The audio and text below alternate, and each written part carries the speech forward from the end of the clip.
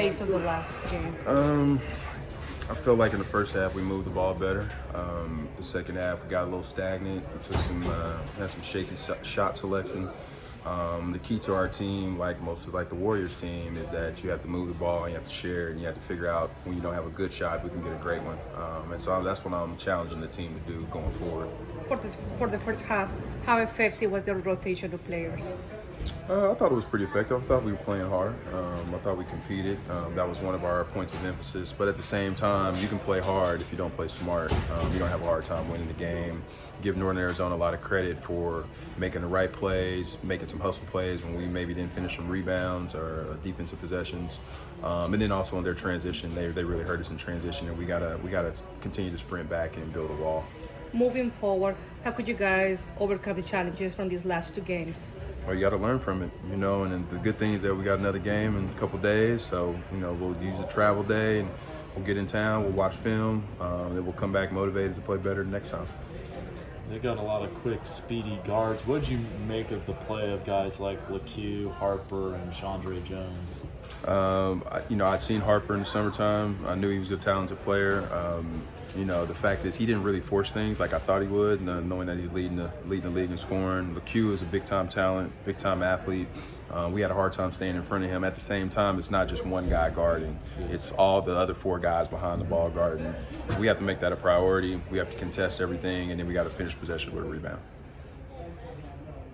You seem to dominate a lot of points in the paint, a lot of that coming probably in transition. But with the fact that they did get they had a rebounding edge, what's it going to take to get back? Is it just awareness, or is it more than that? It's awareness, and it's also understanding your opponent. They are one of those teams that send their wings to the glass, and so that's five guys have to rebound. We talk about game rebounding all the time, and doing it as a unit. So we got to look at the film and see where we made our miscues, and then we have to come back and play that much harder and that much smarter. Our game plan discipline in terms of who we were guarding, and also knowing that they were going to crash wasn't really there. So we'll come back and we'll have more fight the next game. Yeah. There's like a 30-second sequence in the third quarter. You guys had battled so hard to get back in it, and they finished with three transition dunks, essentially. Yeah. But did that stick out as one of the 9 points today? Yeah, I mean, it's one of the moments. More importantly, we did have the fight. That's what I was proud of. But we have to play smarter so we can actually maximize the possessions when we get the ball back and take the shots that we want. That creates the pace where we can play fast or slow. But we can't let a team, push the ball up our backs, even whether it's make or miss. We have to turn around. We have to stop the ball. We have to build that wall like we've been talking about in training camp, and that has to be a priority for us. Pardo talked about this team just getting a little bit more playing time together. Do you have any, do you agree with him in saying maybe the compatibility of this team needs just a little bit more work? Yeah, I would agree with that. I mean, we're 6 games in. It takes sometimes a season to figure out that guy next to you or your teammates. But I trust that, the experience we have, the fact that we got a good group of guys, I think they get along, and that we're going to demand that. I mean, that's something that's important to any team's success, is that you play together, you play for each other, you understand what you're trying to do every game, and if one guy doesn't have it, you got to pick him up. And so I'm hoping that we do that. Road trips have a way of bringing the team together, so I'm hoping that we'll have the same kind of mentality as we did the last road trip. To follow up on that question, from your first 2 years coaching in the G League as an assistant, at what point did you feel like it took X number of games to feel like, all right, I got a feel for this group?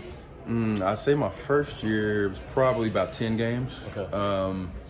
And then we had a lot of turnover. Our team changed a bunch. I think we had 25 different players that year. Last year was a little more stable. We had some guys fighting for their lives, like their professional lives, trying to get that next job. So they were motivated. But this year's a little bit different. We have experienced guys that have played in the NBA. I think we have 500 games of experience. And at the same time, you have to respect every opponent. And so as we come together, as we gel a little bit more, I think that'll start to come out. And I'll feel more comfortable with the rotations that I want to see, the way I need to play, or the way I think the team needs to play. And at the same time, we'll start to have more impact on each other, in a more positive way. What are the expectations for your bigs, DJ and Deonta? Well, for one, I want them to be in great shape so they can run the floor. They're not there yet, right? Not quite there yet. And I don't think anybody in the league is quite there yet, but I think the best big guys in the NBA run 94 feet all game long. They put pressure on the rim, not just on the offensive end, but they come back and guard the defensive end. So I think they're getting into better shape. they are doing a better job communicating on defense. Deontay's really done even better than last year, understanding our coverages and being in the right spots. DJ's new to the G League, but his energy level has been tremendous, and so I'm hoping that they keep building on the good stuff that they've been doing so far. Deontay was scoreless at the half, but early third quarter and second half, he seemed like he found himself a little bit more. Yeah. Are you counting on him for a lot of point production, or what's the role for him? I would love to see him in that 10 to 12 point range. He's more than capable of doing that. A double-double would be great, because that means, like I said, he's putting pressure on both the offense and defensive end, making the other team guard him and keep him off the glass. The conditioning will help with that. But then also our guards are going to figure out how to get him the ball where he's most effective. And then the last thing he has to do, the energy level, he can crash the boards. He's going to be that much better off scoring-wise and also giving us more possessions.